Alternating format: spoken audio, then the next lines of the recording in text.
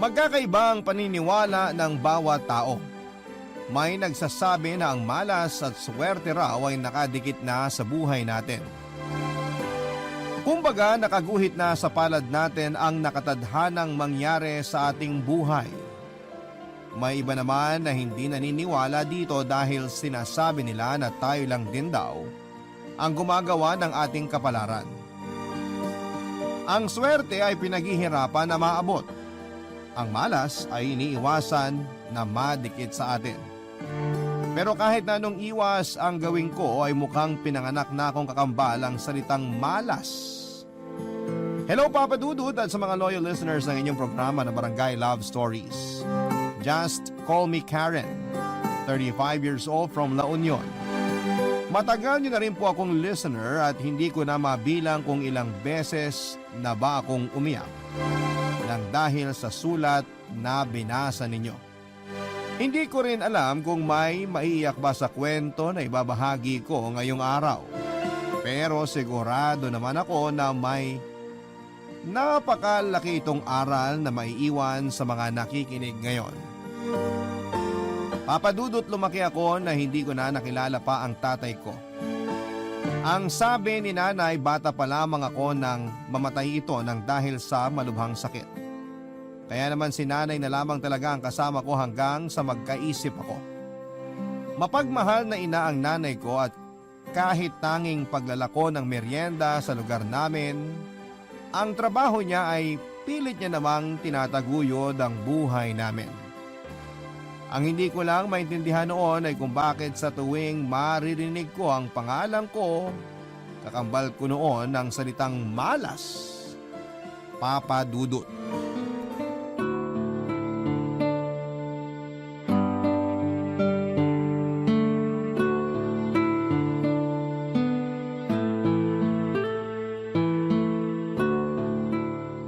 Ayan, malinis na dito sa sala. Yung banyo naman ang lilinisin ko para pag uwi ni nanay galing sa pagtitinda, matuwa naman siya sa akin. Aling Isay? Uy, si Kuya Aling Arnold yun Isay! Siguro Pakibukas ng maniningil pinto. na naman siya ng upa. Sabihin ko na lang na bumalik siya mamaya kasi wala pa si nanay dito sa bahay. Hello po, Kuya Arnold. Huwag mo nga akong mabati-bati ng hello dyan. Lalong pumapangit ang araw ko. Nasaan ang nanay mo? Hindi pa po siya nakakauwi eh. Naglalako pa po siya ng kakanin sa labas. Huwag ka nga magsinungaling bata ka.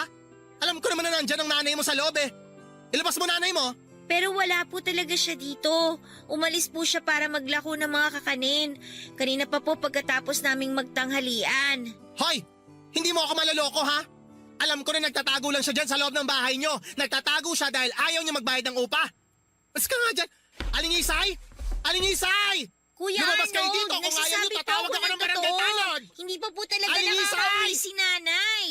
Sinabi ko na huwag mo akong tawagin kuya eh. Dahil wala akong kapatid na malas. Tumabi ka nga dyan. Aray! Bakit naman po niyo ako tinulak? Kasi naiirita ako sa'yo. Naiirita ako sa kamalasang dala mo dito sa lugar namin. Kaya siguro nasunog yung isang bahay na pinauupahan ko dahil sa'yo. Dahil nakatira ka pa dito sa bahay ko. Hindi ka nga rito. Ay! Bitiwan niyo po yung braso ko. Nasasaktan po ako. Tama na po. Anong tama na? Ikaw ang tumigil. Tumigil ka sa kamalasang dala mo dito sa lugar namin. Hindi po totoo yan. Hindi po ako malas, sabi ni nanay. Malas ka dahil anak ka ng pare at nanay mo naman dating madre. Sinumpa ka dahil anak ka sa pagkakasala ng mga magulang mo. Naintindihan mo ba yon? Ha? Ha? Tama na po. Nasasaktan na po ako. Makinig ka mabuti ha. Itatak mo to sa kokote mo. Pinanganak kang malas at may dala kang kamalasan. Dahil anak ka ng makasalanang mga tao. Isa kang salot sa lugar na to. Malas ka! Ay! Diyos ko! Arnold, anong ginagawa mo sa anak ko? Bitawan mo siya! O ayan, magsama kayo ng anak mong malas. Nay, ang sakit po ng mga braso ko. Anak! Pasensya ka na at ngayon lang nakauwi si nanay. Ako, namumula na nga itong mga braso mo. Pwede ba? Bago kayo magdrama-dramahan dyan, ibigay niyo muna sa akin yung bayad ng upa niyo dito sa bahay. Ayoko magtagal dito sa inyo. Baka mamaya kumapit pa sa akin yung kamalasan ng anak mo. Palibhasa salot yan! Tumigil ka na nga, Arnold! Bakit? Totoo naman ang sinabi ko ha! Alam na alam dito sa lugar na to na dati kang madre at pari naman ang tatay niyang anak mo! Sabi na tumigil ka na! O eto! Ayan na pera! Kunin mo na makalis ka na! Umalis ka na!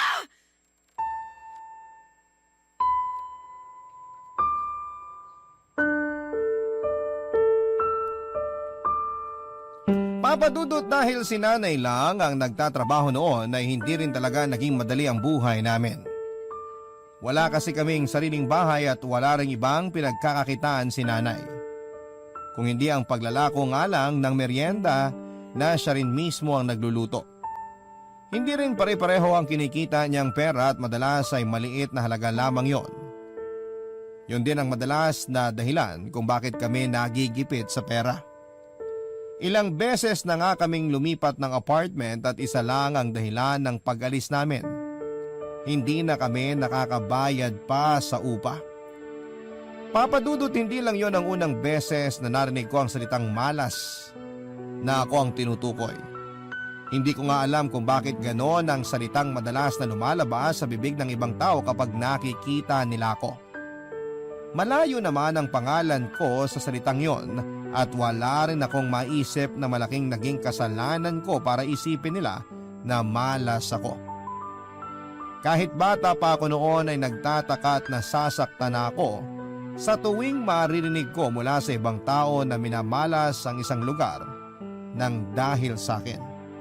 Bagay na pilit ko na lamang na hindi iniintindi kagaya ng palaging bilin ni nanay sa akin noon. Papadudot.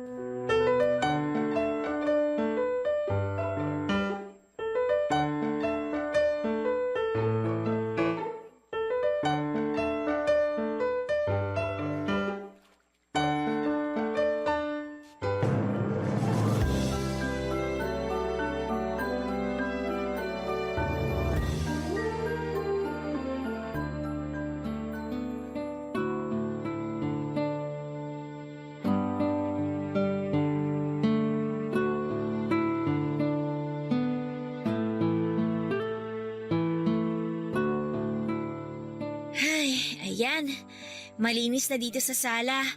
Yung banyo naman ang lilinisin ko para pag uwi ni nanay galing sa pagtitinda, matuwa naman siya sa akin. Aling Isay? Uy, si Kuya Aling Arnold yun Isay? Siguro Pakibukas ng pinto. maningil na naman siya ng upa. Sabihin ko na lang na bumalik siya mamaya kasi wala pa si nanay dito sa bahay. Hello po, Kuya Arnold. Huwag mo nga akong mabati-bati ng hello dyan. Lalong pumapangit ang araw ko. Nasaan ang nanay mo? Hindi pa po siya nakakauwi eh.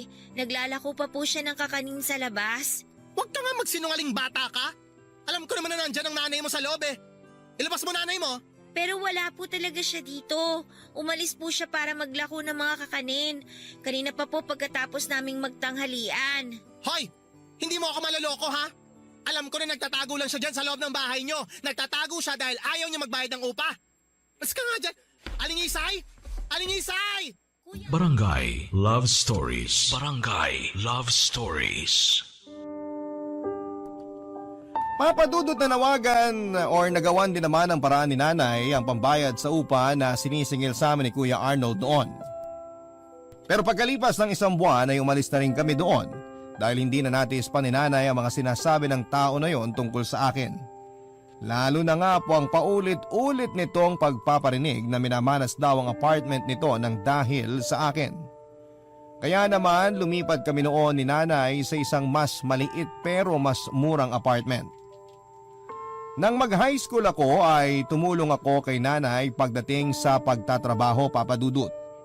Natuto akong tumanggap ng labada at maging tendera sa palengke sa mga araw na wala po akong pasok. Nakikita ko kasi na nahihirapan na rin si nanay noon at palagi niyang sinasabi na igagapang niya ang pagpapaaral sa akin kahit na ano paman ang mangyari. Kaya naging pangarap ko na rin ang makapagtapos at magkaroon ng diploma sa kolehiyo para kay nanay. Kaya lang namatay si nanay noong nasa second year college ako dahil nadula siya at nabagok ang ulo habang umaakyat sa isang overpass bridge. Sobrang hirap para sa akin na tanggapin ang pangyayari na yon. Kaya naman nang mailibing siya ay nag-decide na rin po akong huminto na lamang sa pag-aaral at magtrabaho, Papa Dudut.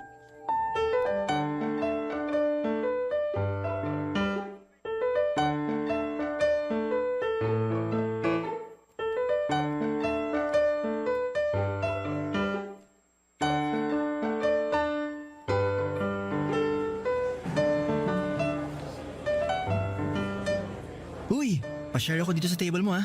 Okay lang ba? Oo, okay lang. Wala naman ako ibang kasama.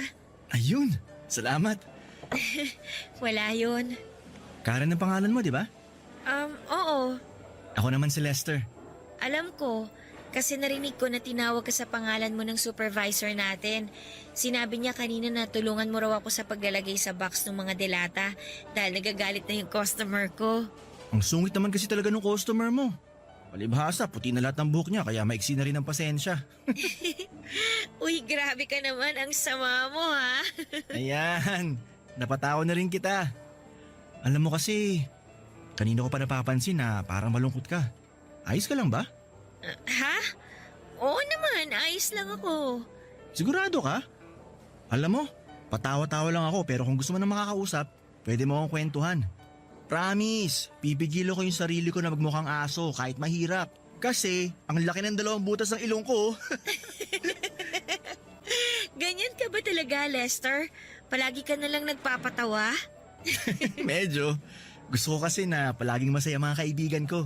Ang swerte naman pala ng mga kaibigan mo kasi may isang kagaya mo na nagpapagaan ng loob nila. Ibig sabihin ba, napagaan ko rin ang loob mo kahit paano? Oo naman. Ilang beses mo na nga ako napapangiti mula nang umupo ka dyan sa tapat ko eh. At kahit paano, hindi ko na iniisip na baka hindi ako ma-regular dito sa trabaho dahil dun sa galit ng customer ko kanina. Yun ba yung pinoproblema mo kaya parang malungkot ka mula pa kanina? Oo, kasi ang tagal ko nang gusto magkaroon ng regular na trabaho. Kaya lang, wala eh. Malas talaga ako kaya palaging natatapos ang mga kontrata ko sa mga pinagtatrabahuhan ko. Yun lang pala problema mo, hindi mo kaagad sinabi sa akin. Bakit? Huwag mo sabihin na anak ka ng may-ari nitong pinagtatrabahuhan natin at nagpapanggap ka lang na karaniwang empleyado. Hindi no, sa mga teleserye lang naman nangyayari yan eh. Bakit kung akong bahala sa'yo ka dyan? Parang kaya mo akong gawing regular dito sa trabaho natin ah. Kaya ko talaga yun, kasi number 1, gwapo ako kahit malaki yung mga butas ng ilong ko. Number 2, maapil ako kahit hindi ako katangkaran. At number 3, Teka nga, naku Lester ha, niloloko mo lang yata ako eh. hindi no. Totoong sinasabi ko na gwapo ako at malakas ang dating ko kasi yun ang sabi ng mama ko. Kaya nga na-regular ka agad ako dito sa trabaho eh. Kasi malakas ako sa supervisor at manager natin. Basta, kung bahala sa'yo Karen. Ituturo ko sa'yo lahat ng teknik para magustuhan ka rin nila. Para mabilis ka ma-regular. Basta lang gagalingan mo palagi pagdating sa trabaho. Oo naman, matagal ko na kasi talagang gustong ma-regular sa trabaho na to. Ngayon pa lang, sobrang thank you na talaga. Nako, magpasalamat ka sa akin kapag naging regular ka na dito. Tsaka ilibre mo ko ng paborito kong siomay pag nagkataon ha. Papa Dudut, mula nang mamatay si nanay ay parang gumuho na talaga ang mundo ko. Buong buhay ko kasi ay siya lang ang kasama ko. Pagmamahal at suporta niya ang kinalakhan ko.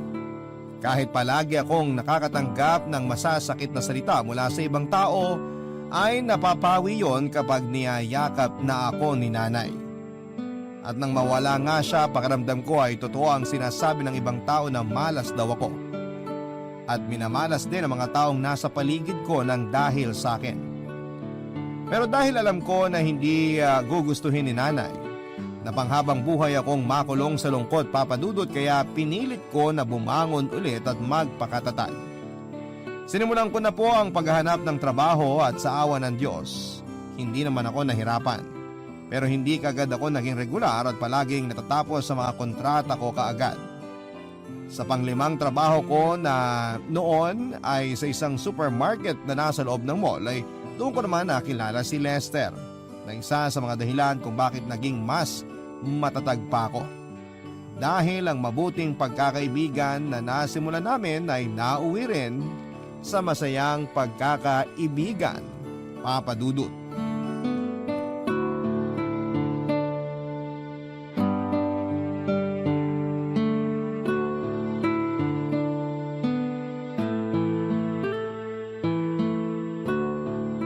Kinakabahan ka ba, sweetheart? Medyo. Baka kasi hindi magustuhan ng mama mong niluto kong pochero. Paborito niya yan, kaya sigurado ako na magugustuhan niyang niluto mo. Paano kung may sarili siyang recipe na gusto para sa paborito niyang pagkain? Paano kung hindi siya masarapan dito sa niluto ko? Masyado ka naman nag-aalala, sweetheart. Sobrang sarap kaya nitong pochero mo. Kaya nga mas lalo kitang minahal kasi ang husay mo magluto eh. Binola pa ako nito. Hindi pambobola yon. Totoo naman na masarap lahat ng pagkain na niluluto mo para sa akin. Kaya huwag ka na masyadong kabahan, okay? Pauwi na si Mama. At ang mabuti pa, maglagay na tayo ng mga plato at kubyertos dito sa lamesa. Sige, sweetheart.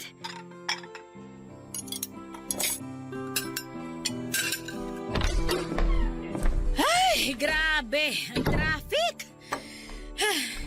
Lester!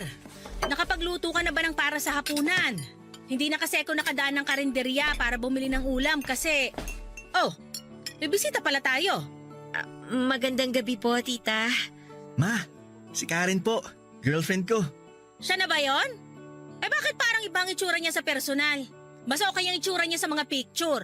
Nako ma, baka pagod lang po kayo sa biyahe kaya nasabi niyo yan. Upo na po kayo dito. Nakapaghain na rin po kami ni Karen. Si Karen po nagluto ng pochero na yan. Sigurado ako na magugustuhan nyo. Hindi po ako gumamit ng seasoning sa pagluluto kanina. Nabanggit po kasi ni Lester na ayaw niyo po ng may seasoning sa mga pagkain. Ang totoo po, hindi rin talaga ako gumagamit nun kasi alam Sa ko kalumpang na... ka dati nakatira kasama ng nanay mo, di ba? Opo. Paano nyo nalaman, ma? Doon kasi nakatira yung isang pinsan ko. At nakwento ko nga sa kanya na may girlfriend ka na. Binigay ko ang buong pangalan ng girlfriend mo at ang sabi ng tita mo, kilala raw niya yung mga magulang ng girlfriend mo. Talaga po? Ang liit naman talaga ng mundo. Sa kabilang bayan pa po yun, di ba? Oo, pero kagaya nga ng sinabi mo, maliit lang ang mundo kaya mabilis na nakakalipad ang mga balita. Nakarating na nga rin sa akin na may kamalasan palang dalay ang girlfriend mo eh. Ha? Ano pong ibig nyo sabihin? Karen, tatapatin na kita. Ayoko sa'yo para sa anak ko. Hindi kita gusto. Nag-iisang anak ko lang si Lester at ayokong hawaan mo siya ng kamalasan na dala-dala mo dyan sa katawan mo. Ma, wag niyo naman po sanang bastusin ang girlfriend ko. Hindi ko siya binabastos.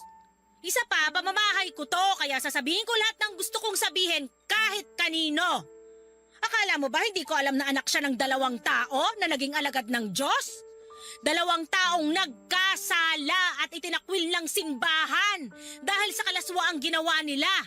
At ang babaeng yan lang naman ang bunga ng kawalang hiyaan na ginawa ng mga magulang niya. Kaya isa siyang salot, Lester. Kamalasan lang ang magiging dala niya sa buhay mo. Ay! Matikman na nga tong pinagmamalaking pochero niyang girlfriend mo. Eh! Ano ba tong pochero na to? Lasang basura! Pwe! Nakakawalang gana kumain. Hey! Kayong dalawa na lang umubos niyang basura na yan. Ay, sweetheart, pagpasensyahan mo na sana si Mama. Ayos lang. Totoo naman halos lahat ng sinabi ng mama mo. Makasalanan ng mga magulang ko kaya salot talaga ako. Pinanganak akong malas. Shh! Huwag mo nga sabihin yan. Hindi ka malas. Walang tao na pinanganak na malas dito sa mundo. Kaya hindi ka dapat nag-iisip ng ganyan. Papadudod si Lester ang naging dahilan kung bakit kahit papaano ay naranasan ko ang maging maligaya sa buhay ko. Naging tapat kasi siya sa relasyon namin at palagi niyang sinasabi sa akin kung gaano niya ako kamahal. At nagbibitaw siya ng mga pangako na mamahalin niya ako sa habang buhay. Minsan nga ay hindi pa rin ako makapaniwala na nakilala ko ang isang kagaya niya.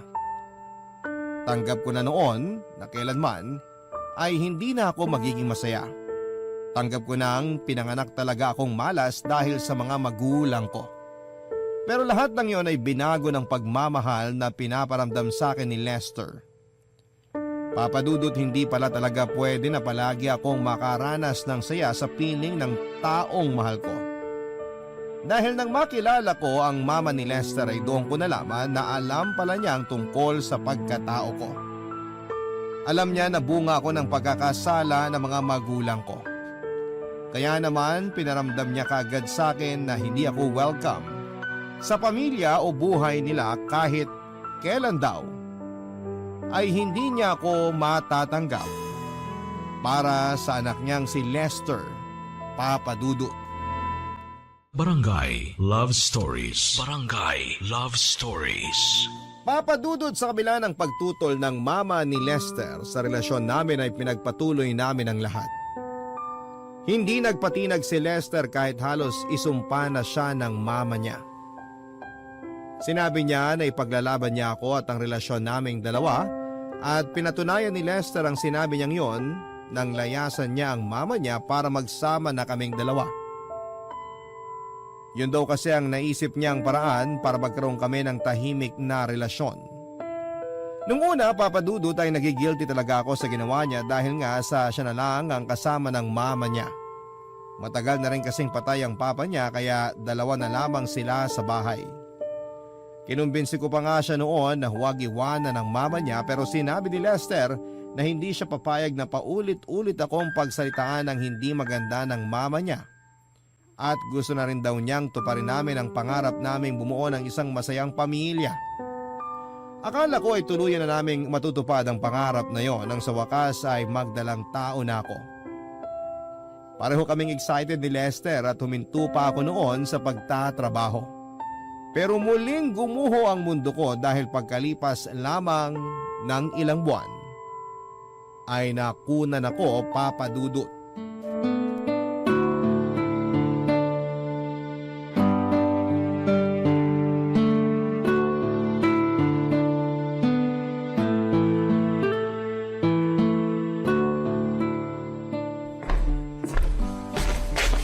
Eto na ang paborito mong adobong pusit, sweetheart. Amoy pa lang, mukhang makakasampung cups na naman ako ng kanin nito. Huwag ka mag-alala, sweetheart. Dinamihan ko talagang sinaing ko para sa'yo. Ayun no, sakto. Kasi napagod din talaga ako sa trabaho kanina. Kaya nga niluto ko tong paboritong ulam mo kasi alam ko na kapag ganitong araw, tambak ang trabaho niyo dun sa supermarket. Sobra, sweetheart.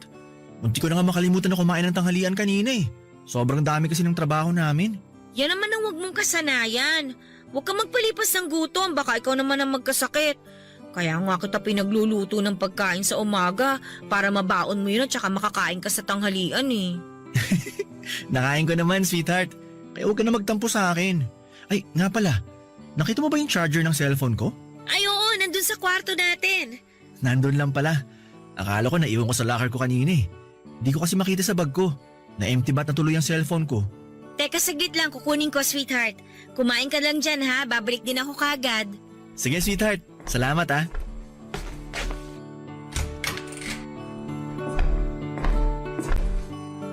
Alam ko dapat nandito lang yun eh. Ay, ito, natakpan lang pala nitong unan, tsaka itong mga damit na dapat para kay baby. Nilabas ko nga pala to mula sa tokador kanina. Ay, sayang baby. Hindi mo man lang nasukat ang mga binili naming damit para sa'yo. Sorry ha. Sorry kasi nawala ka ng dahil sa akin. Sweetheart. Sorry nakita mo ba yung baby. charger? Kung hindi mo makita, mamaya mo na lang hanapin para... Sweetheart, umiiyak ka ba? Hindi. Ano lang kasi bigla lang ako sinipon. Ang alikabok na pala nitong kwarto eh. Kailangan ko na maglinis dito bukas saka magwalis para mawala yung mga alikabok na naipon dito sa loob. Sweetheart, hindi mo naman kailangan magsinungaling sa akin. Alam ko naman na hanggang ngayon, nahihirapan ka pa rin na tanggapin ang pagkawala ng anak natin. Kasi kahit halos isang buwan ang nakakalipas, pati ako, nahihirapan pa rin sa pagkawala niya. Sorry sweetheart ah. Hindi ko lang talaga mapigilan ang sarili ko na maiyak. Alam ko naman kasi na nawala siya ng dahil sa akin eh. Hindi totoo yan. Wala kang kasalanan sa pagkawala ng baby natin. Kasalanan ko yun dahil sa kamalasan na nakadikit sa katawan ko. Namatay si baby dahil nadamay siya sa dala kong kamalasan sa inyo. Karen, hanggang ngayon ba? Naniniwala ka pa rin dyan? Sinabi naman ng doktor ang dahilan ng pagkawala ni baby, di ba? Masyadong mahina ang kapit niya sa sinapupunan mo. At kung nagkataon man na isinilang mo siya, malaki rin ang tsansa na hindi siya magtagal dahil sa pagiging mahina niya. At lahat yon kasalanan ko. Kasalanan ko dahil pinanganak akong malas sa mga magulang ko. Kasalanan ko, Lester. Walang ibang dapat sisihin kundi ako lang. Ako lang! Tama na. Wala kang kasalanan, Karen. Walang may gusto sa atin na mawala si baby. Walang may kasalanan kung bakit siya nawala. Kaya wag mo nang paulit-ulit na sisihin ang sarili mo. Kasi alam ng Diyos kung gaano mo siya iningatan at kung gaano mo siya minahal. Para sa akin ang mahalaga, ginawa natin ang lahat na makakaya natin.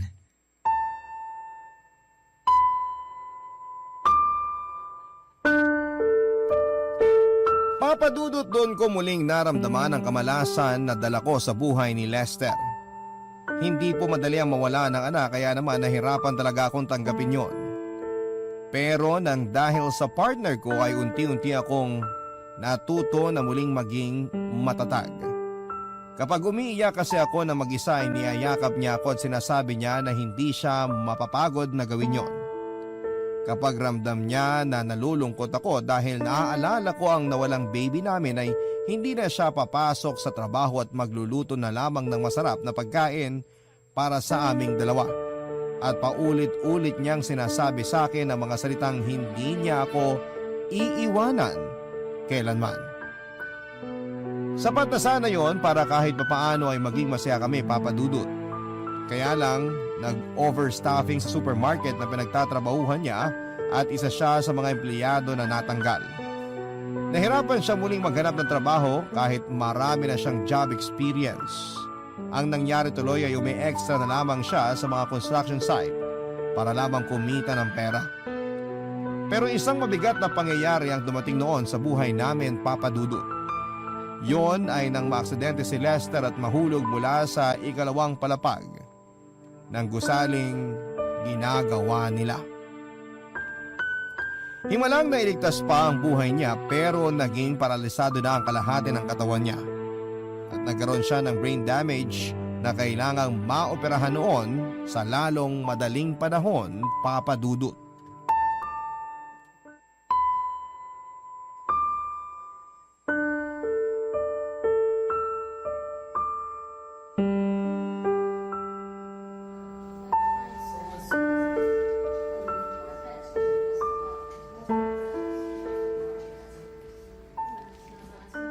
Sweetheart, Sweetheart, gising ka na pala. Nagugutom ka ba? Nauuhaw? May gusto ka bang inumin o kainin? wala. Busog pa ako. Ikaw, kumain ka na ba? Oo, tapos na. Nung makatulog ka kagabi, kumain na ako para may lakas ako na bantayan ka dito. Pero mukhang hindi ka pa natutulog. Nakaidlip ako kanina bago ka magising. Sweetheart, halata sa mga mata mo na wala ka pang maayos na tulog. Namumula na yung mga mata mo at ang lalim pa ng eye bags mo. Ano ka ba? Matagal nang ganyan ang mga mata ko. Sweetheart, sorry ah. Kung hindi sana ako na-aksidente sa trabaho, hindi ka mapapagod na bantayan ako dito at di ka mamumroblema na maghanap ng pera para sa operasyon ko. Huwag mo nang isipin yun. Ako nang bahala doon. Ang mahalaga ngayon, kailangan na magpalakas ka. Kasi nakaschedule ng operasyon mo sa 1 linggo. May nahiraman ka ba ng pera para sa operasyon ko? Oo.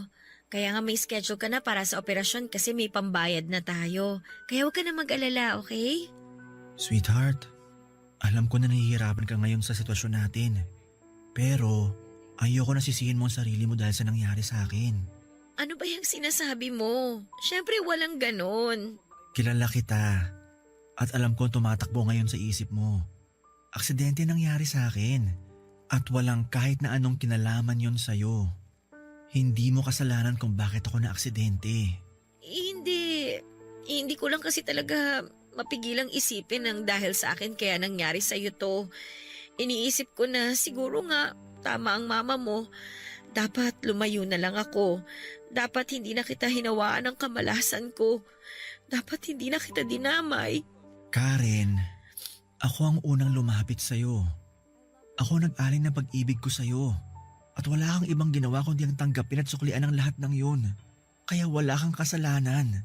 Dahil alam ko na minahal mo rin ako ng higit pa sa pagmamahal na binigay ko sa'yo. Dahil ikaw lang ang nag-iisang lalaki na tumanggap at nagmahal sa akin ng totoo. Ikaw lang, Lester. Ikaw lang. Kaya nga nagpapasalamat ako sa Diyos na nakilala kita eh. Kasi mula nang dumating ka sa buhay ko, wala na akong ibang naramdaman kung hindi puro kaligayahan lang. Hindi ka malasan ang dala mo sa buhay ko. Dahil sa'yo ko lang din naramdaman kung paano tunay na maging masaya. Yun lang ang dinala mo sa akin, Karen. Pagmamahal at kaligayahan na walang kapantay. Sinasabi ko na nga ba eh! Tama ang suspecha ko! Puro kamalasan na lang ang dala mo sa anak ko! Umalis ka sa tabi ni Lester, salot ka! Tita! Umalis ka dyan! Nasasaktan po ako. Huwag niyo po paalisin si Tigilan niyo na Karen. po yung paghila sa akin. Dito. Umalis ka dito dahil ikaw ang nagdala ng kamalasan sa buhay ng anak ko! Please naman. Nang dahil sa'yo, nasira ang buhay niya! Umalis ka na dito! Parang awa niyo na po. Huwag niyo po akong paalisin. Ayoko umalis sa tabi ni Lester. Tumayo ka na dyan sa pagkakaluhod mo dahil walang magagawa niyang pagmamakaawa mo sa akin! Ikaw ang punot dulo ng kamalasang dumating sa buhay ni Lester! Ikaw lang at wala nang iba! Kaya umalis ka na dito! Malas ka! Umalis ka bago pa tuluyang mamatay ang anak ko ng dahil sa'yo! Umalis ka na, Karen! Parang awa mo na.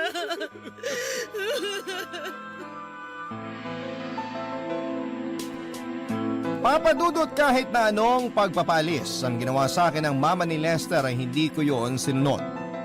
Ginawa ko ang lahat para lamang manatili ako sa kwarto na yon. Umiyak ako, nakiusap, nagmakaawa at lumuhod sa harapan ng mama niya. Hanggang sa eto na mismo ang umalis sa loob ng kwarto dahil na rin sa pakiusap ni Lester. Ilang ulit din ako humingi ng tawad noon kay Lester, Papadudot. Doon ko naisip na tama ang mama niya na wala akong ibang dinala sa kanya kung hindi puro kamalasan lamang. Kung hindi niya ako nakilala, hindi masisira ang buhay niya. Pero sinabi ni Lester na ang bawat araw ng pagsasama naming dalawa ang pinakamasayang araw sa buhay niya. Walang araw siyang pinagsisihan na ako ang pinili niyang makasama. Kahit kailan daw ay hindi siya nagsisi na minahal niya ako. At isang mahigpit na yakap ang sinagot ko noon sa kanya. Papadudot, kinailangan ng malaking halaga para sa operasyon na gagawin kay Lester noon. Hindi ko talaga alam kung saan ako kukuha ng pera dahil maliit lamang naman ang naipong ko.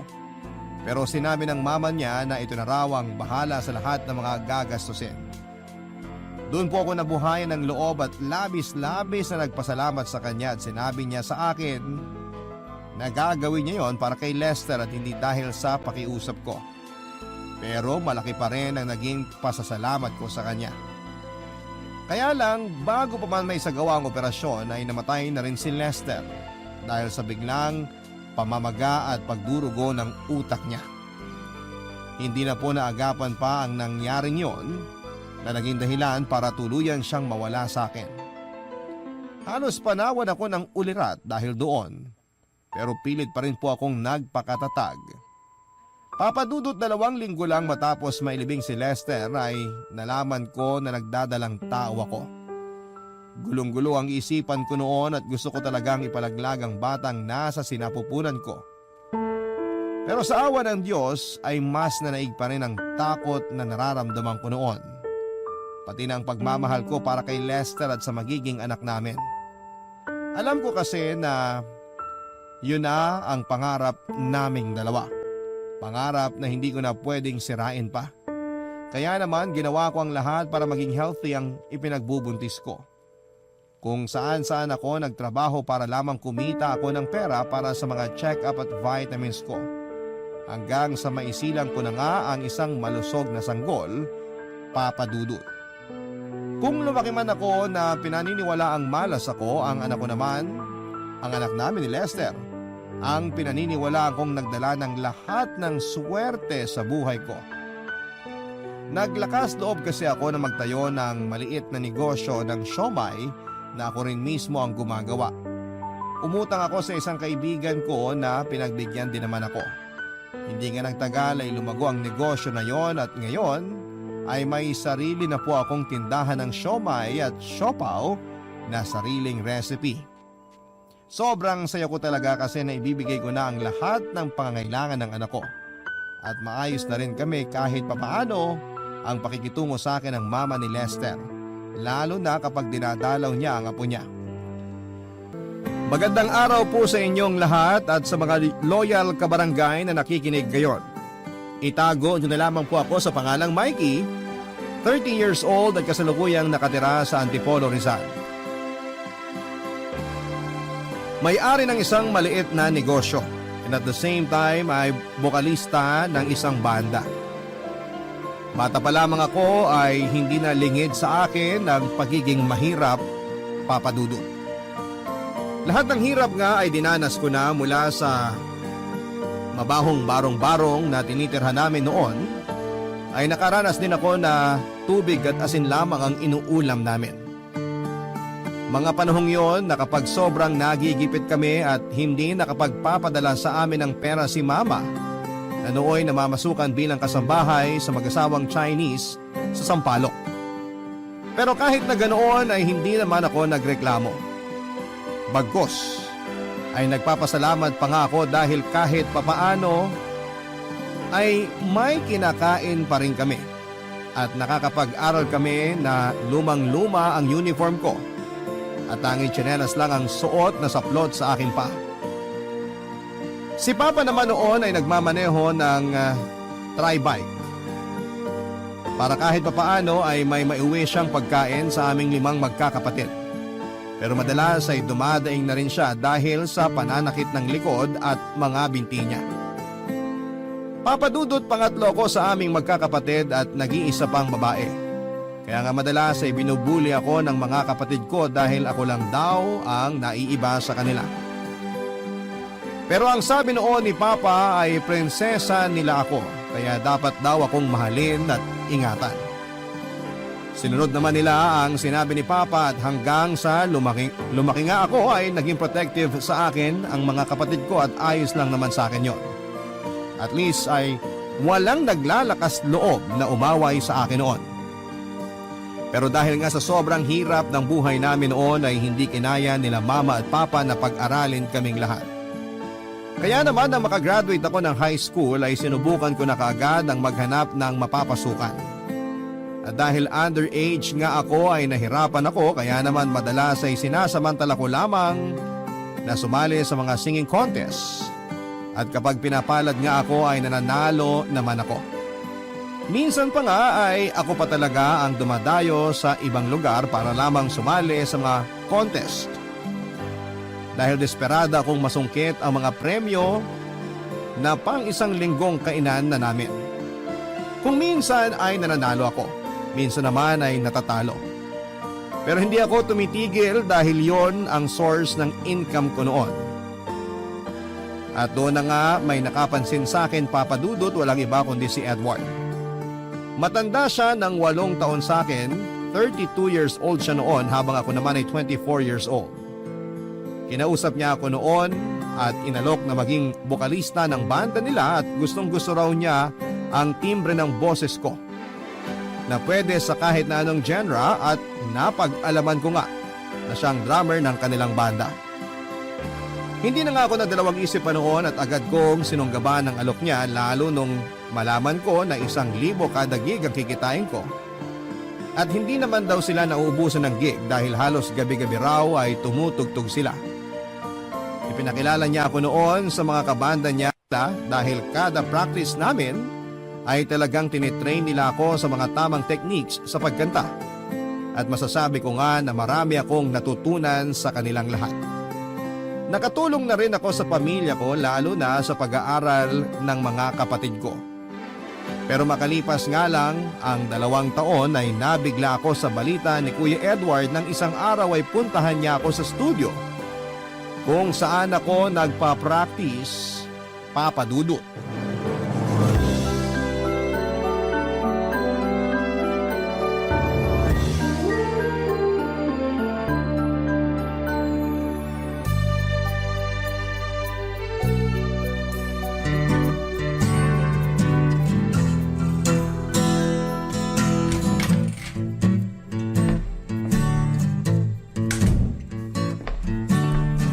Mikey, pwede ka ba makausap sandali? Sige po, tungkol saan po ba? Gusto lang kitang kumustahin. Kumusta ka naman ba sa banda natin?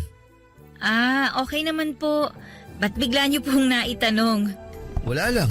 Gusto ko lang malaman kung komportable ka sa ibang kasamahan natin. Oo naman po. Tatagal po ba ako ng 2 taon dito kung hindi? Mabuti naman kung ganun. Ba't bigla niyo nga po bang naitanong yan? May problema ho ba? May issue ba sila sa akin? O kayo po, may problema po ba kayo sa akin? Hindi. Gusto ko lang makasiguro na maayos kitang iiwanan dito. Ha? Iiwan niyo ako? Sawa na po ba kayo sa pag-handle sa akin? Hindi, ano ka ba? Masyado ka naman nag-iisip. Alis na kasi ako. Ha? Saan po kayo pupunta? Natanggap ako sa trabahong pinag-applyan ko sa Kuwait. Kaya makikipagsapalaran muna ako sa ibang bansa. Pero Kuya Edward, paano ako? Anong paano ka na? Iniisip mo ba na baka alisin ka nila sa grupo kapag umalis ako? Malamang. Kayo nagpasok sa akin dito eh. Paano po pag umalis na kayo? Huwag kang mag-alala. Hindi naman mangyayari yun. Unless gusto ulit nilang maghanap ng kasing galing mo. Hindi uubray ang pambobola niyo sa akin, kuya. Malungkot ka ba? Siyempre, mawawalan ako ng Kuya Edward eh. Mangingibang bansa lang ako. Di naman ako sasakabilang buhay. Kung aalis kayo, sinong papalit sa inyo? Mababakante ang posisyon niyo. Siyempre pinaghandaan ko yan. Umanap muna ako ng kapalit ko bago ako nag-decide na mag-apply sa ibang bansa. Matagal na nga siyang naghihintay eh.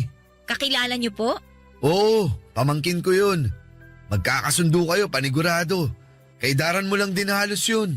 Ang tanong kasing galing niyo kayang tumugtog. Oo naman, hindi ako ipapahiya nun.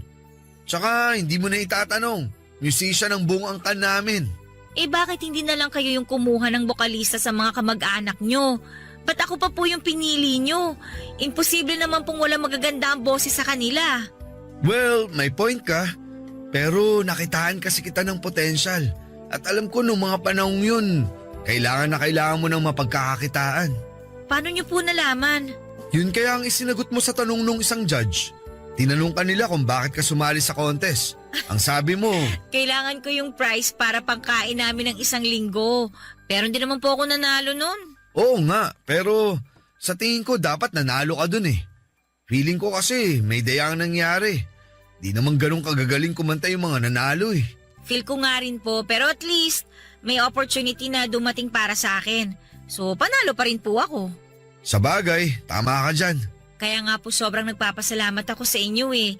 Kasi binigyan niyo ako ng pagkakataon na i-showcase yung talent ko. At the same time, nakakatulong ako sa pamilya ko.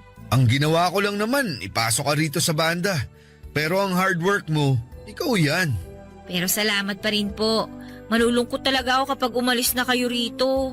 Huwag kang malungkot. Nandyan naman ang buong banda na nagsisilbing pangalawang pamilya mo na. And for sure, magkakasundo kayo ni Ace. Di ka mabobore at malulungkot pag siya ang kasama mo. Yung Ace po ba yung pamangkin nyo? Oo, mabait yun. May pagkasuplado nga lang sa una. Nako, as if namang uubra sa akin yung pagiging suplado niya. Well, sangayon ako dyan. Knowing you, may something sa'yo na nakakagaan sa pakiramdam. Naks! Todo-todo papuri mo sa akin ngayon, Kuya Edward ah! Nagsasabi lang naman ako ng totoo. Napaka-positibo mong tao. At yun ang pinakagusto kong part ng pagkatao mo. Papadudot, katulad nga ng sinabi ni Kuya Edward ay umalis na siya sa banda at nakipagsapalaran sa ibang bansa. Lalo pa nga at may pamilya siyang binubuhay. Pero hindi naman nabakante ang posisyon niya dahil tinake over ito ng pamangkin niyang si Ace. At totoo nga sa mga sinabi ni Kuya Ed ay may pagkasuplado nga si Ace. Pero wala namang kaso yon sa akin.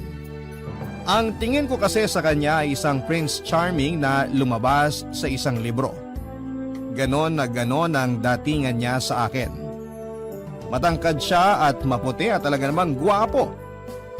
Ganda rin ang husky na boses niya.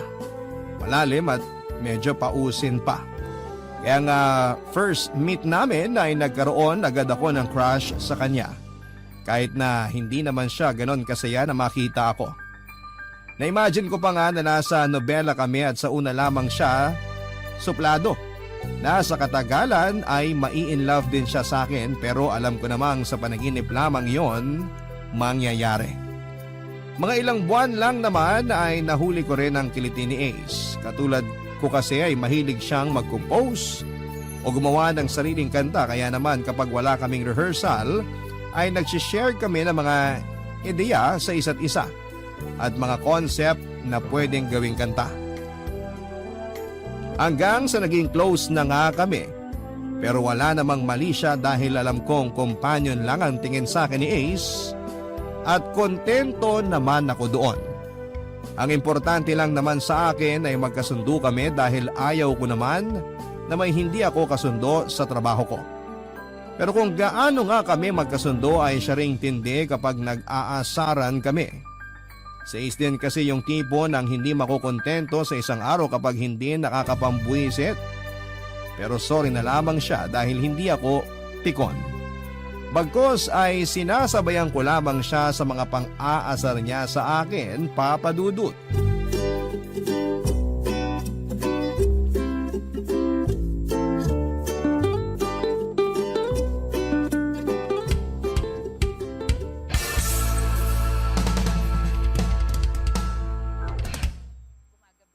Maya na ulit tayo mag-rehearse. Sakit na ng kamay at braso ko. Sige, minamalat na rin ako. Delikado pa yata tong boses ko mamayang gabi. Boses palaka ka na nga. Boses pala ka pala ha. Ikaw nga, gurang ka na eh. Nangalay kagad ang kamay at braso. Pikon. Hindi ako pikon no. Hindi lang ako papatalo sa'yo. Tama na nga. Baka umiyak ka pa eh. Oso ko. May iba ako. Humuhusay ka na sa pagigitara ha. Talaga ba? May mga sintonado pa rin ako minsan eh. Pero di na ganun kasama. Pwede ka na siguro isabay kay Kuya Red. Lo, di kaya. Lead guitarist yun. Anong gagawin ng newbie na kagaya ko? Ang sinasabi ko lang naman, konti na lang pwede ka nang isabay sa kanya sa mga madaling pyesa. Malay mo next time, nagigitara ka na habang kumakanta. Ang astig nun. Nai-imagine ko nga yan. Parang ang sarap sa feeling no? Pag-usahin mo palalo. O kaya magpatulong ka kay Kuya Red. Yoko, nahiya ako eh. Wow! Marunong pala mahiyang makapalang muka. Hoy, sino kaya mas makapal ang muka? Ikaw nga, hindi naman sa'yo yung pagkain, kinain mo. Tawang-tawa lang. Mag-aasawa na yan. Bakit ba kasi hindi ka makapag-move on? Isang pirasong siomay lang yun. Last ko na kasi yun kinain mo pa. PG lang? Grabe naman to. Bili pa kita na 1,000 siomay eh. Akin na pera, pambili ng 1,000 siomay. Wala akong cash na dala. Credit card, gusto mo? Wag na, baka namang walang laman yan. Ano akala mo sa akin, poor? Bakit, hindi ba? Nanginginain ka ng siomay ng may siomay? At least siomay lang. Hoy, ba't ka tumatawa? Oy, natawa ko bakit ba? Iba naiisip mo, no? Hoy, wag mo ko itulad sa'yo ha. Masama bang tumawa? Hindi, pero para kasing iba iniisip mo eh. Ano bang iniisip ko? Sabihin mo nga. Akin na lang yun. Kesa kung pinagtitripan mo, tapusin mo na yung kantang sinusulat mo para malapatan na natin ang tono. Langya naman kasi. Ang hirap pala gumawa ng kantang senti kapag wala pang experience. Bakit? Hindi mo pa ba naranasan ma-broken hearted? Naranasan. Pero hindi naman kasi ganun kasakit. Nakapag-move on ka agad ako. Alangan naman ako magbigay sa'yo ng idea. Hindi pa rin ako nakaka-experience ma-broken hearted. Wala akong magawang inspiration. Pag naman kasi pinilit ko, baka naman di ganun kadama pag kinanta. Di proceed ka na lang sa usual song na sinusulat mo. Tapos kapag may experience ka na, doon mo na lang balikan yung isa. Sa bagay, may plano nga pala tayong tumugtog ng original composition natin sa mga gig natin. Basta sabihan mo lang ako kung anong gusto mong tema. Then mag-share na lang ulit ako ng pwede kong i-share na idea. Ganun na nga lang talaga ang mangyayari. At lumipas pa nga ang 2 buwan, Papa Dudut, ay mas naging malapit kami ni Ace sa isa't isa. Pero napag-alaman ko nga na may girlfriend na pala siya na hindi ko naman na kinagulat. Napaka-imposible naman kasi na sa itsura niyang yon ay wala siyang girlfriend. Medyo nalungkot lamang ako ng slight dahil yung 1% na pag-asa ko na magiging kami na ni Ace ay tuluyan na nga pong naglaho, Papa Dudut. Pero ayos lang naman dahil crush lang naman ang nararamdaman ko para sa kanya, hindi po gaanong kalalim. Humahanga ika nga nila. Isa pa ay trabaho naman talaga ang priority ko dahil may pamilya akong umaasa rin sa akin. Naisip ko na saka ko na lamang iintindihin ang sarili kong love life kapag nakahanap na ako ng stable na trabaho. Hindi naman kasi sa panghabang buhay ay magiging bokalista ako ng isang banda. Siyempre, may posibilidad na umalis ang isa sa mga miyembro o kaya naman ay madisband ng banda.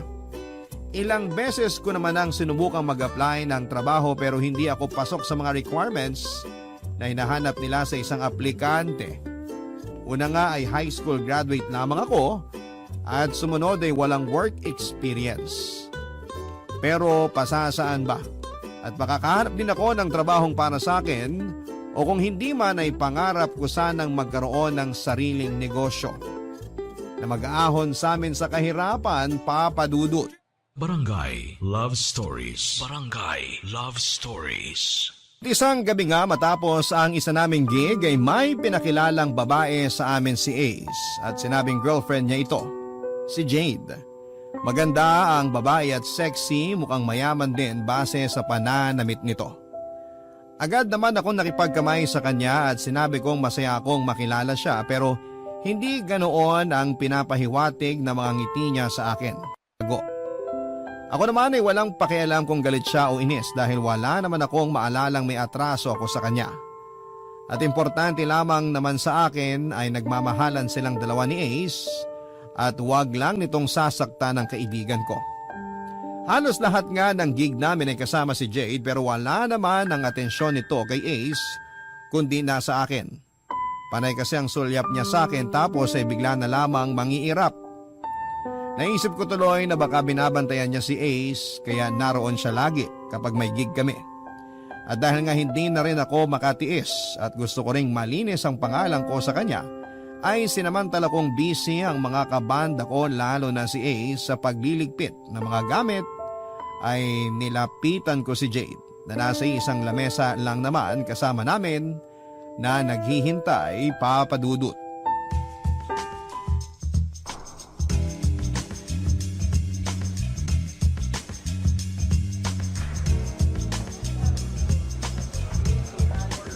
Hi, Jade. Close pa tayo? Hindi. Pero magfi-feeling close na ako sa'yo. Kasi mukhang ang laki ng problema mo sa akin eh. Paano mo naman nasabi? Kung nakamamatay lang siguro yung tingin mo, baka kanina pa ako nakabulagta sa sahig. Anong ibig mong sabihin? Kanina pa masama ang tingin mo sa akin eh. Tapos panay ka pa irap. Kung may galit ka sa akin, pwede mo namang sabihin. Makikinig ako. Okay, fine. Yung totoo, naiirita ako sa'yo. Kasi lagi kang nakadikit kay Ace. Akala mo ba hindi ko napapansin? Please lang, matuto kang dumistansya sa boyfriend ko. Ang sakit mo kasi sa mata eh. Ay nako, wala kang dapat ipag-alala. Trabaho lang naman ang namamagitan sa aming dalawa. Kaya kumalma ka lang. Hindi ako kakalma, knowing na crush mo ang boyfriend ko. Lo, halata ba? Iniinis mo ba talaga ako? Hindi. Nakakapagtaka lang kasi na ikaw lang ang may alam na may crush ako kay Ace. Maming ka pa talaga. Proud ka? Ganon? Teka lang muna, Jade, ha? Kung ano man yung iniisip mo, mali ka. Okay? Pure crush lang ang nararamdaman ko kay Ace. Alam mo naman siguro yun, di ba? Umahanga lang ako sa kanya. Pero yung as in gustong-gusto, hindi. Hindi, Day. Huwag ka nang magpalusot. Kahit crush pa yan, may gusto ka pa rin sa boyfriend ko. Pang ilan ka nang nagsabi sa akin yan? Di ko na mabilang sa totoo lang. At the end of the day, sinubukan pa rin nilang ahasin si Ace. Ay hindi naman sa ganon. Tsaka tingnan mo na nga lang yung sarili mo, oh. Tapos tingnan mo ko, oh. Ang ganda-ganda mo. Sexy. Wala akong panama sa'yo. Tingin mo papatulan ako ni Ace? Kahit nga yata maghubad ako sa harapan niya, hindi niya ako papatulan eh. Ano? Ay, sorry ah. Alam mo, loyal si Ace sa'yo. Lagi ka nga niya kinukwento sa akin simula nung ipakilala ka niya sa akin eh.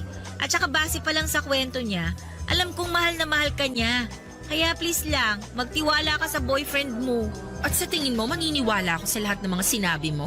O hindi naman kita pinipilit na maniwala. Sinasabi ko lang in case na kailangan mo ng assurance. Sabihin na nating mas mahaba ang ginugugol na oras ni Ace sa pagre-rehearse sa studio kaysa sa kasama mo siya. Pero sinisigurado ko sa'yo, wala kang dapat na ipag-alala sa kanya. Kaibigan ko si Ace at gagawin ko lahat para lang hindi masira ang tiwala mo sa kanya. Masyado kang nakikialam para sa isang kaibigan. Alam mo ba yon? Alam ko, pero kasi ganito yan. Malaki ang utang na loob ko sa tito ni Ace. Kaya gusto ko lang na bumawi. Tsaka maniwala ka sa hindi. Wala talaga akong plano o balak na agawin sa'yo si Ace. Hindi ako threat, no? At kung sakali man, isa ka rin sa mga poprotektahan ko. Dahil mahalaga ka kay Ace eh. Sige. Pagkakatiwalaan kita sa ngayon. Pero wag na wag mong sisirain ang tiwala ko. Makakaasa ka. O so ano, magkaibigan na ba tayo? Pansamantala, hanggat hindi ko pa napapatunayan na hindi ka talaga threat sa relasyon namin. Salamat. O teka, kumain ka na ba? Hindi pa. Bakit? Pakakainin mo ko? Pwede naman kung gusto mo. Bukas seryoso pinag-uusapan nyo ah. Hi, babe. Tapos na kayo magligpit? Oo babe. Ano palang pinag-uusapan nyo? Wala naman. Pinagkukwentuhan ka lang namin. Ako? At ano naman pinag-uusapan nyo tukol sa akin? Sabi ko sa kanya, loyal ka sa kanya at mahal na mahal mo siya. Kala ko naman nagsusumbong ka na ng kung ano-ano. Bakit? May dapat ba siyang isumbong? Ano ka ba babe? Siyempre wala. Loyal ako sa'yo. Kung ano man yung worries mo, alisin mo na. Hindi kita ipagpapalit kahit kanino. Alam mo namang mahal na mahal kita eh. Sabi ko sa'yo, Jade eh. Sige na nga. Pero sa ngayon, gusto ko munang kumain. Kanina pa ako gutom eh. Sure. Saan mo ba gusto kumain? Since gabi na, gusto kong kumain ng mami na may mainit na sabaw. Okay, sige. Maghanap tayo ng mamihan. Wala kasi akong masyadong alam na kainan dito bukod sa mga fast food eh. Si Mikey, baka may alam. Meron naman. Eh di tara na. Ano pang hinihintay natin? Tuturo ko na lang sa inyo kung saan. Malapit lang naman dito. Sumama ka na sa amin. Kakain tayo. Sigurado ka? Oo. Ayaw mo? Gusto, basa-basa good new eh. Papa Dudut, nagpaalam na nga kami noon sa iba naming kabanda dahil may inuman session pa raw sila. Nakapagtataka nga lang na napakabilis na nagbago ang pakikitungo sa akin ni Jade. Ang akala ko nga ay aawayin pa niya ako at makikipagdebate pa sa akin ng matagal pero napaka-mature niya. Naging casual siya sa akin at hindi ko naramdamang out of place ako habang kumakain kaming tatlo. Lagi kasi niyang tinatanong ang opinion ko sa bawat topic na napag-uusapan nilang dalawa ni Ace. Sa maikling panahon nga na yon, ay narealize kong mabait si Jade. Kaya hindi na ako magtataka kung bakit mahal na mahal siya ni Ace. Siguro'y masyado lamang talaga siyang na-trauma sa mga dating nagkagusto rito, kaya gano'n na lamang ang pagwo-worry niya. Kitang-kita ko naman kung gaano rin niya kamahal ang kaibigan ko at masaya ako para sa kanilang dalawa, Papa Dudut. Buti na lang talaga at sinubukan kong makipag-usap sa kanya para malinis ko na rin ang pangalan ko. Papa Dudut, ng mga sumunod nga na gabi ay kasama pa rin si Jade sa mga gig namin. Pero hindi katulad ng dati ay lagi na itong nakangiti sa akin at maaliwalas na rin ang itsura nito sa tuwing nakikita ako. Magandang sign ngayon dahil kahit papaano ay mababago ko ang pagtingin ni Jade sa ibang babaeng nakapaligid kay Ace. Na hindi lahat ng babae ay katulad ng mga nakilala niya noon. At dahil nga magkasundo na kaming dalawa ay palagi na nga niya akong isinasama sa tuwing may lakad o gimmick silang dalawa ni Ace. na minsan ay naiisip ko na nga na hindi na sila nagkakaroon ng quality time dahil lagi na lamang akong kasama. Pero sinabi naman ni Ace na ayos lang sa kanya dahil yun daw ang unang beses na nakasundo ni Jade ang babaeng malapit sa kanya. At para kang i-celebrate ang official shoot,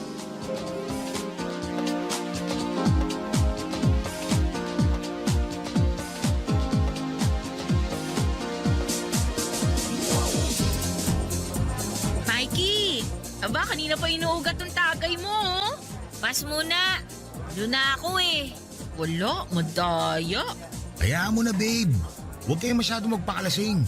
Hindi ko kayo kayang bitbiting dalawa pag nalasing kayo. Kaya nga, tsaka mahina ang tolerance ko sa alak.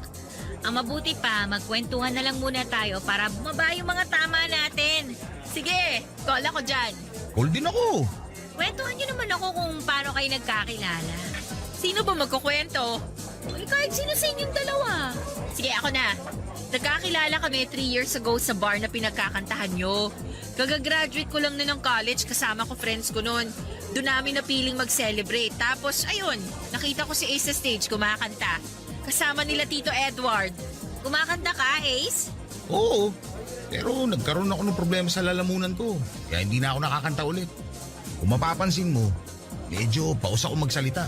Ano bang nangyari? Chain smoker ako noon at nagkaroon ako ng grabing ubo. Hanggang sa nagkaroon ng araw ng tamang lalamunan ko na dahilan ng pagkasira na rin ng boses ko. Ah, ganun pala yun. Uy, sumabalik ako dun sa kwento. Paano kayo nagkakilala nun? I mean, sino yung nag-first move? Ako? Medyo nakainom na kasi ako noon eh. Nagulat nga ako sa kanya kasi bigla siyang umakyat doon sa stage. Tapos nag-request ng kanta. Dedicated daw para sa akin. Ay, talaga? Iba talaga nagagawa ng alak, no? Tapos ayun nga, hanggang sa matapos yung request kong kanta, hindi ako bumaba ng stage as in. Grabe, hindi ko carry yun. Kakahiya ka. Ano ka ba? Walang hiya-hiya pag nakainom. O tapos, ano ba nangyari? Ayun, iningi ko yung number niya. Sabi ko kung wala siyang girlfriend, maging textmates kami. At sakto, wala nga siyang girlfriend. Ayun, mula sa pagiging magkaibigan, naging kami na. Naloka ako sa'yo, Jade, ha? Ikaw pa talaga yun ang unang nagbigay ng motibo. Na love at first sight ako sa kanya eh. Taray! Ikaw naman, Ace. Ano naman ang masasabi mo doon? Masasabi ko? Lagi ko na sinasabi sa kanya to. Pero isishare ko sa'yo. Sa totoo lang, masaya ako na nilapitan niya ako nung araw na yun. Kasi kung di niya ginawa yun, hindi ko siya girlfriend ngayon. Eh ikaw ba?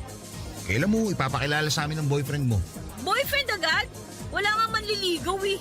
Lah, di ba may mga humihingi ng number mo? Fake number binibigay ko sa kanila. Ayoko makipag-text kung kani-kanino, no? Kasi, ibang gusto mo. Oy, hindi. Ano ka ba? Ayoko pa lang talaga. Gusto ko kasi munang makahanap ng stable na trabaho bago ko atupagin ang love life ko. Eh, syempre, priority ko ang family ko eh. Maraming umaasa sa akin kaya nga lagi ako nagdadasal na sana bigyan pa ako ng maraming blessings para may maibahagi ako sa pamilya ko. Swerte na magiging boyfriend o asawa mo. Syempre, no? Pero family first muna. Tama naman yan. Pero wag mo pa rin kalimutan ang sarili mong kaligayahan. Tandaan mo, mabilis lang ang panahon. Bukas, di mo na mamalayan. Marami ka na palang pinapalagpas sa pagkakataon. Pero bago ang lahat, tagay muna ni Mikey. Kala mo makakalimutan ko na. O, eto na. Kumusta naman pala sa inyo? Kailan mo balak pumasyal? Hindi pa ako makaluwas eh. Magkano na lang din kasi natitira sa pera ko. Pinapadala ko lahat kay Papa. Wala bang work papa mo? Meron. Nag-drive siya ng pedicab. Kaya lang naawa na rin ako sa kanya eh. Kasi umihina na rin yung mga tuhod niya. Wala ka bang mga kapatid na pwedeng tumulong sa inyo? May asawa na rin yung dalawang kuya ko. Kaya hindi na rin namin maabala tsaka maasahan. Hirap din naman kasi sila sa buhay eh. Pero magtira ka pa rin kahit papano. Mag-ipon ka para kung may gusto kang paglaanan in the future, may magagamit kang pera. Papadudot, marami ako na-realize sa mga sinabi nila sa akin at mas doon ko na pag-isip-isip na paghandaan ang kinabukasan ko. Dahil hindi naman habang buhay ay ganun lang ang buhay ko. Balang araw ay magkakaroon ako ng sarili kong pamilya at hindi ko gugustuhin na maranasan nila ang hirap na dinanas ko. Kaya nga sinunod ko ang payo sa akin ni Jade na mag-ipon ng pera. Kada sahod ko noon ay bumabawas ako ng 200 pesos para itabi at ipunin. At sa paglipas nga ng mga panahon ay naging mas malapit kami ni Jade sa isa't isa. Masasabi ko nga na masaya ako na maging parte ng buhay nilang dalawa ni Ace. Hindi ko rin nakalain na ang babaeng dati ay inis sa akin ay makakasundo ko pala. Madalas na nga na kami lang ang lagi magkasama habang si Ace ay hindi namin sinasali sa mga gimmick namin. Si Jade naman kasi ang nagsasuggest noon na magkaroon kami ng girls bonding. Noon ko nga lang din na-realize na napakakalog pala ni Jade at kayang-kayang sumabay sa lahat ng biro ko. Kaya naman mas naging masaya akong kasama silang dalawa na mga kaibigan ko noon, Papa Dudut. Barangay Love Stories. Barangay Love Stories. At dahil nga sa palagi kaming magkasama ni Jade ay hindi ko namamalayan na nag-iiba na ang nararamdaman ko para sa kanya, Papa Dudut. Bagay na hindi ko naramdaman noon kay Ace. At dahil hindi pamilyar sa akin ang pakiramdam na yon ay nagsimula na akong kabahan, lalo na kapag naiisip kong hindi ako maaaring makaramdam ng romantic feelings para kay Jade dahil pareho kaming babae. At nagwo-worry rin ako sa maaari niyang isipin tungkol sa akin. Natakot ako na baka kapag nalaman niya ang totoo ay layuan niya ako o pandirihan. Pero hindi naman siya manhid at matalinong babae si Jade kaya naman hindi rin nagtagal. Ay nalaman niya na may gusto ako sa kanya.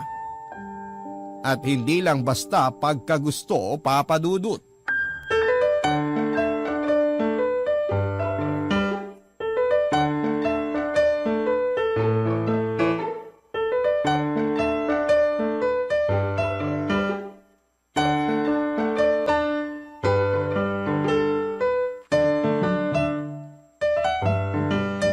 Magkaibigan tayo, di ba? Oo, bakit? Kung may gusto kang sabihin, sabihin mo na. Sabihin ang alin. Ay, Mikey, inoobserbahan kita palagi at hindi ka ganun kahirap pasahin. Alam ko na may gusto ka sa akin. Teka, paano mo nalaman? Kung paano ko nalaman noon na may gusto ka kay Ace? Instinct. Isa pa, hindi ka ganun kagaling magtago, no? Sorry Jade ha, hindi ko naman sinasadyang magkagusto sa'yo eh. Pero, nangyari na lang bigla eh. Ba't masyado kang seryoso? Hindi naman ako galit. Tsaka huwag kang mag-sorry tungkol sa mga bagay na hindi mo naman kontrolado. Hindi ka galit? Hindi. Ba't ako magagalit? Crush lang naman yan. Paano kung sabihin kong hindi lang to basta crush? Na mahal na talaga kita bilang babae. Mikey, thank you kasi mahal mo ko. Pero alam mo naman ang sitwasyon natin. Boyfriend ko si Ace. Committed na kami sa isa't isa. Wala naman akong balak na guluhin ang relasyon niyo ni Ace. Kaya nga tinago ko na lang tong nararamdaman ko eh. Alam ko naman na hindi mo kami guguluhin ni Ace. Pero isipin na lang natin ang mararamdaman niya. Nililinaw ko lang lahat dahil ayokong i-invalidate feelings mo. Nagmahal ka lang naman sa maling tao at maling panahon. Kaya hindi mo kasalanan yun. Hindi ka ba naiilang sa akin? Ba't naman ako maiilang sa'yo? Kasi pareho tayong babae. Yung may gusto sa'yo, babae. Sabi ko nga, may mga bagay na hindi natin kontrolado. May mga unexpected events na nangyayari sa buhay natin. At sa kaso mo, ito yun. Salamat Jade ha. Napaka-mature mo talaga mag-isip. Kung ibang babae siguro baka iba yung naging reaksyon nila. Walang mali na magmahal ng kapareho nating kasarian. Ang mali yung taong hindi tanggap ang mga tao na kagaya mo. Basta lagi mong tatandaan, as long as wala kang tinatapakang tao, go lang. Sasabihin mo ba kay Ace? May mga bagay na hindi na niya kailangang malaman.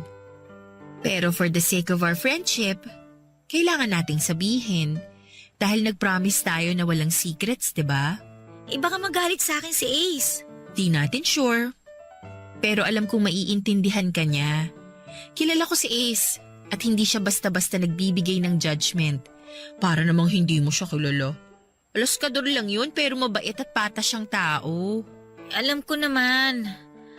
Ay, sana lang wag magbago ang trato mo sa akin dahil sa mga nalaman mo. Ano ka ba? Siyempre hindi. Best friends na tayo, di ba? Oo, best friends. Walang magbabago sa atin. Tsaka gagawin pa kitang bridesmaid. Gusto ko yan. Kailan niyo ba balak magpakasal? Kasal na lang ang kulang sa inyo eh. Matagal pa naman. Pero napag-usapan na namin. Sigurado naman ako na siya na ang gusto kong makasama habang buhay eh. Basta ako, susuportahan ko kayo kung saan kayo masaya. Salamat, Mikey. Hindi ako nagsisisi na binigyan kita ng chance na maging kaibigan. Totoo kang kaibigan at totoo ka sa mga nararamdaman mo. Pero ang pinakagusto ko sa'yo, yung positive outlook mo sa buhay. Sa ilang buwan kong pagkakakilala sa'yo, never kitang narinig na nagreklamo dahil ang pangit o minamalas ka sa buhay. Lalo lang naman ako may stress pag inintindi ko pa ang mga kamalasan ko sa buhay. Mismo! Kaya nga bilib ako sa'yo eh. Magsikap ka lang, alam ko magiging successful ka rin balang araw. Kasi pinagpapala ang mga katulad mo. Grabe naman ang compliment mo sa akin. Pero salamat Magdilang anghel ka sana. Papadudot parang naalis ang mabigat na nakadagan sa dibdib ko matapos ang pag-uusap namin yon. Napakaswerte ni Ace dahil nakatagpo siya ng babaeng kagaya ni Jade. Swerte rin naman si Jade kay Ace. Hiling ko lang talaga ay hindi na sila magkahiwalay at ikasal na sila. Kung tutuusin kasi ay kasal na lamang ang kulang sa kanila pero nasa kanila naman yon. After all ay lifetime commitment ang kasal na dapat pag-isipang mabuti. Hindi ko nga akalain na hindi ko pa pala talaga lubusang kilala ang sarili ko. Hindi ko alam na may tinatago pala akong ibang kasarian. Sino ba naman kasing mag-aakala, hindi ba? Simula nung magkaisip ako ay lalaki naman talaga ang gusto ko tapos ay bigla na lamang akong nagkagusto sa isang babae. Hindi ko tuloy alam kung ano ba talaga ang sexual orientation ko. Kung bisexual ba o lesbian. Pero mas safe sigurong sabihin na kasama ako at parte ako ng LGBT community. Pero dahil nga sa bagong nadiskubre ko sa aking sarili, ay naging maingat ako sa mga kilos at salita ko. Dahil nga hindi pa ako sigurado ay pinili kong maglaylo. Alam ko naman na tanggap na ang mga LGBT sa lipunan, pero may iilan pa rin ang hindi. Kaya naman hindi ko maiwasang mag-alala, idagdag pa na hindi ko alam kung papaano ako maglalantad sa pamilya ko. Dahil hindi naman sila open sa ganong usapin kaya minabuti kong huwag na nga munang ipaalam sa kanila. Makalipas nga ang 2 taon ay masayang ibinalita sa akin ni na Ace at Jade na magpapakasal na sila. Masaya ako para sa kanila pero hindi ko pa rin maiwasang makaramdam ng kaunting kirot. Pero no hard feelings. Ang importante lang sa akin ay masayang masaya sila at masaya na rin po ako, Papa Dudut. Sa 2 taon ding yon ay nagpursigi ako sa pag-iipon kagaya ng payo ni Jade. Nakapagpundar ako ng maliit na negosyo na ako rin mismo ang nagmamanage.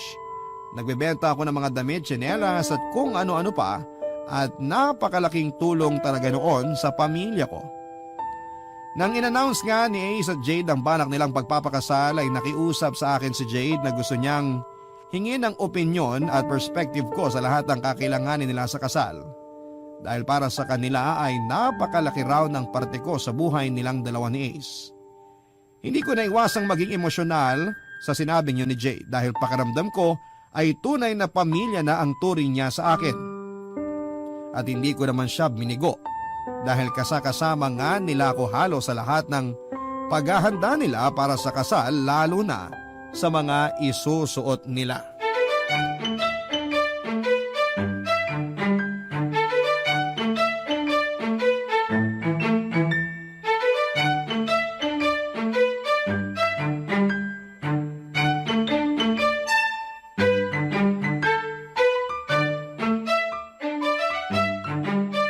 masama raw na isukat ang wedding gown. Bakit masama? Sabi di daw matutuloy yung kasal. Hep! Nag-research ako tungkol dyan. Nagtanong na rin ako kina mama. Ang sabi niya, pwede naman daw isukat basta hindi pa fully made yung gown. I mean, hindi pa tapos gawin. Anong hindi pa tapos? Halimbawa, hindi pa na ikakabit yung isang manggas ng gown. Pwede niya yung isukat. Nox, ni-research mo talaga yun? Oo naman no. Para maiwasan natin yung mga bawal-bawal sa kasal. Wala namang mawawala sa atin kung susunod tayo eh. Sa bagay, better safe than sorry. Tama. Pero syempre, pina-verify ko muna kay mama yung mga pamahiin sa kasal. Sino tita ba? Walang ibinilin sa'yo? Ayun nga, wag na wag ko nga daw isusukat ang wedding gown ko bago ang kasal. Sumunod na lang kayo para wala na talagang makakapigil pa sa kasal nyo. Sa bagay, kaso nahihirapan ako pumili ng wedding gown. Lahat kasi magaganda. Ikaw ba babe, ano sa tingin mong bagay sa akin dito? Lahat naman bagay sa'yo. Ba't nga ba ikaw pa tinanong ko? Dapat talaga hindi ka na sumama eh. Kaming dalawa na lang sana ni Mikey yung nagpunta rito. Di pa tayo kasal, inaaway mo na ako. Sa bagay naman kasi talaga sa'yo kahit ano pang isuot mo eh. So ano, kahit ano isusuot ko sa kasal natin? Bagay sa'yo tong long sleeves na backless. Talaga? Ito din gusto ko eh. Hala, ba't ang tindi ng mood swings mo? Ilan linggo ka ng ganyan ah. Baka buntis. Buntis? Oh, bakit ganyan kayo makatingin sa akin? Parang gulat na gulat pa kayo. Kailan ka nga huling dinatnan, babe? Oh my gosh! Oh, bakit? 2 weeks na akong delayed. Congrats! Buntis ka na! Pero hindi pa sure. Maiwan ko na muna kayong dalawa rito. Saan ka pupunta? Tatakbuhan mo ko? Sira, hindi. Bibili ako ng pregnancy test kit sa butika. Babalik ako kagad. I love you. I love you too. Ingat ka. Ang aga ng wedding gift niyong dalawa, ah. Tingin mo talaga buntis ako? Oo, 2 weeks ka kamong delayed, di ba? Ganyan yung mga napapanood ko sa TV eh. Paano kung delayed lang talaga? Huwag ka masyado mag-overthink. Bibili na ng pang-PT si Ace. Pero, paano nga kung buntis ka? Matutuwa ako syempre. Magkakaanak na kami ni Ace kung sakali. Masaya ako para sa inyong dalawa. Basta pag kinasal na kayo, huwag niyo akong kakalimutan ha. Ano ka ba? Hindi ka namin makakalimutan. Napakalaki ng parte mo sa buhay naming dalawa ni Ace. Isa kang tunay na kaibigan na totoong tao ka. Kaya kung buntis nga talaga ako, ninang ka. Gusto ko yan! Bridesmaid na, ninang pa! At dapat ikaw ang kakanta ng wedding song namin habang naglalakad ako papunta ng altar. Oo naman, yun na lang ang regalo ko sa inyo. Thank you so much, Mikey. Sana lang wala kang hidden grudges sa akin ha, kasi hindi ko maibalik feelings mo para sa akin. Para kang sira. Wala na sa akin yun, no? Basta maging masaya ka lang palagi. Kayo at ng mga magiging anak nyo. Masaya na ako noon. Tsaka hindi lang naman ikaw ang tao sa mundo. Marami akong makikilala at sigurado akong isa doon para sa akin. Lahat ng negative nagagawa mong positive ha? Nakakabilib ka talaga. Marami ng negativity sa mundo. Dadagdag pa ba ako? Sobrang saya ko ng mga oras na yon dahil sa mga sinabi ni Jade, Papa Dudut. Sino nga ba ang mag-aakala na magiging matalik pala kaming magkaibigan? Nagsimula kami sa hindi magandang pagkikita. We started at the wrong foot, ika nga nila. Pero kahit na ganoon ay masaya ako na broken-hearted man ako sa kanya ay ayos lang. Dahil kung mahal mo talaga ang isang tao ay magiging masaya ka sa kung saan siya masaya. At bilang kaibigan ni Jade at Ace ay masaya akong makita na masaya silang dalawa. Hindi naman magtatapos kay Jade ang kwento ng buhay ko dahil marami pa akong pahina na maaaring sulatan. 3 buwan nga lang ang inabot ng preparation ng kasal ng dalawa sa importanteng tao sa buhay ko at sa lahat ng preparation na yon ay super hands-on talaga ako dahil na rin sa request ni Jade. Minsan nga binibiro ko siya na ginawa niya talaga akong literal na bridesmaid. Pero sinasabi naman niya na ganon ako kaimportante na gusto niya lahat ay may participation ako. Nakakataba nga ng puso na ganong klase ang importansya ang ibinibigay niya sa akin. At wala rin naman kaso yon kay Ace. Kahit pa nga alam na niya ang tungkol sa nararamdaman ko para kay Ace or para kay Jade. Kumbaga, we're matured enough para intindihin pa ang mga maliliit na bagay na hindi na dapat palakihin pa. At katulad nga ng request ni Jade, ay ako ang kumanta ng wedding song nila at habang inaawit ko ang paborito nilang kanta, ay hindi ko napigilang umiyak dahil sa dalawang bagay. Una ay sa tuwa dahil kapwa na nila papasukin ang bagong yugto ng buhay nila ng magkasama at pangalawa ay dahil sa munting lungkot na nararamdaman ko dahil alam ko na marami nang magbabago pagkatapos po nilang maikasal. Hindi na kami lagi magkakasama dahil kailangan na nilang i-prioritize ang pamilyang bubuin nila. Lalo pa nga at 4 na buwan nang buntis si Jade. Ilang buwan pa ay masisilayan ko na rin ang inaanak ko. Nang matapos nga ang seremonya ng kasal ay oras na para ihagis ng bride ang kanyang bouquet at kung hindi ka ba naman binibiro ng tadhana ay ako talagang nakasalo ng bulaklak na yon. Tuwang-tuwa pa talaga ang bagong kasal habang ako naman ay hindi ko alam kung ano ang magiging reaksyon. Dahil po sa sobrang pagkagulat. Napabalik na lamang ako sa ulirat nang yakapin ako ni Jade. At sabihing ako na ang susunod. Napuno na lamang ng tawanan ng simbahan dahil sa sinabi niyang yon. Taliwas din sa naisip ko ay hindi nagbago ang trato nila sa akin bagkos. Ay mas lalo kaming naging malapit sa isa't isa at ramdam na ramdam kong parte talaga ako ng pamilya nila. Lumipas din ang ilang taon at malaki na rin ang inaanak ko na syempre ay spoiled sa akin. Sa ngayon, Papa Dudut, ay naghihintay na lamang ako sa taong mamahalin ko at mamahalin ako katulad ng pagmamahalan ni na Jade at Ace dahil hanggang sa ngayon ay nasa akin pa rin ang bouquet ni Jade. At dito ko na nga po tinatapos ang aming kwento na nagsimula sa isang flat na tono hanggang sa nagkaroon ng sari-saring nota at nakabuo ng magandang awit ng buhay.